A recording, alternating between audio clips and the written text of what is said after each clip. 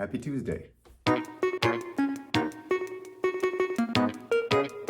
The response I got from the last video was amazing, and I can't thank you guys enough for just how supportive you guys have been. And I don't know, you guys just seem to have a lot of love, and I really much appreciate that. So thank you. I did ask you guys in the last video if you had any questions. I just asked how you guys were doing and if you guys wanted to comment below. And so I thought in this video, we can kind of go through some of those comments, talk about things. I'll try my best to either answer questions you guys have or help you through something you may be going through. So I'm having crazy deja vu right now. Back when I first started this channel, I used to do videos like this where I would go through the comment section. Ego, why do you wear shirts? Why do I wear shirts? I'm too sexy for my shirt. Oh, young Eric, so much you need to learn. All right, so let's get into the comment section and I will try my best to either answer questions or help you through something. And again, if you're lost, this is based off the last video, which you can watch below or click right here to see what we're talking about in this one. Vanessa Torres writes, any chance you can expand on the quote, if I make other people happy, that will make me happy in return, end quote. Because I think there's so much to unpack there, because low-key, hashtag same. Okay, I'm gonna try to answer this the best I can. If I make other people happy, I thought it would make me happy in return. Since I was a kid, I have always been kind of very quiet, very shy. I think I would see other people, and if they looked sad or bothered, I think I always thought, like, what can I do to cheer them up, you know? That I don't know where that comes from. I don't know how. Since I was younger, like, I would just observe a lot of people. So as I got older, I kind of worked on like just trying to be funny and doing impressions of people and like making people laugh and smile. Because I think I felt that I could empathize with those people, right? Meaning like I too have felt sad, so I could empathize with specific people. And when it came to like working on like comedic stuff, I would go to school for it. You know, I did improv class, I did like acting class, and I always kind of put on this face, this character to cheer people up. And so when it came to YouTube, it was very easy for me to just, you know, pull out my tricks out of this hat and make people laugh. That made me feel a lot better in return. You know, you could see some people, you could just see it sometimes that they're hurting. And one of my things is like, I like to kind of get to know people and ask how they're doing, just ask if they're okay. Because I've been through that, and I think it means a lot to me whenever people ask me like, hey, how are you doing? You know, some of the people that go above and beyond for others, I think, oh, like this is something that I would like, so I'm gonna give to someone else. And just seeing the joy on someone else's face makes you feel great and like you have worth.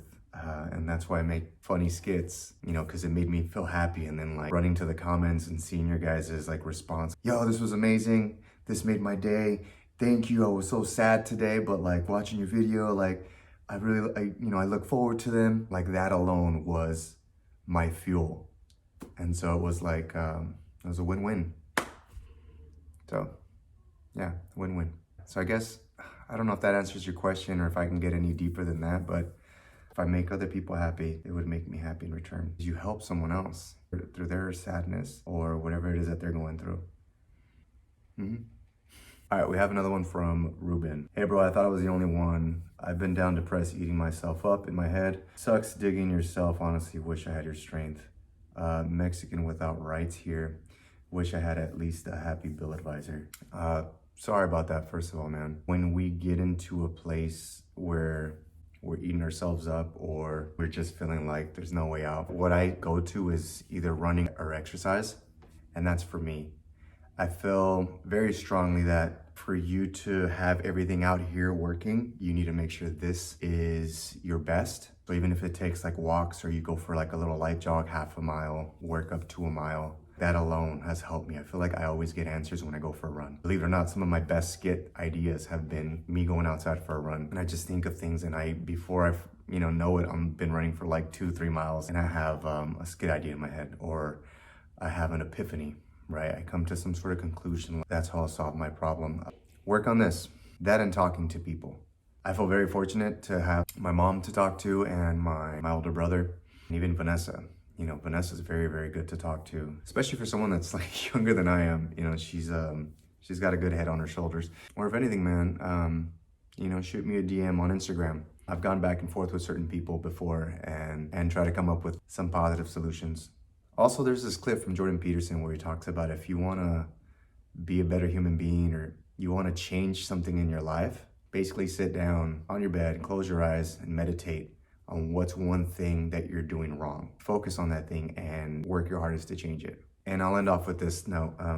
I just feel like it's very important for you to fix this mentally, physically, and you take yourself to failure. You take yourself to a point where you kind of tear and rebuild.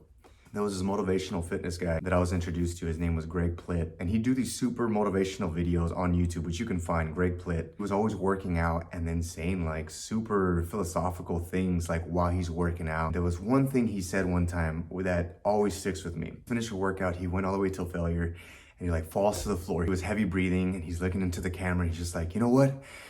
I go to failure in here so that I don't fail out there. And that to me just it struck something. And I feel like that's how things are in life. You know, you go through some pain, but that pain is what levels you up. It's what helps you grow.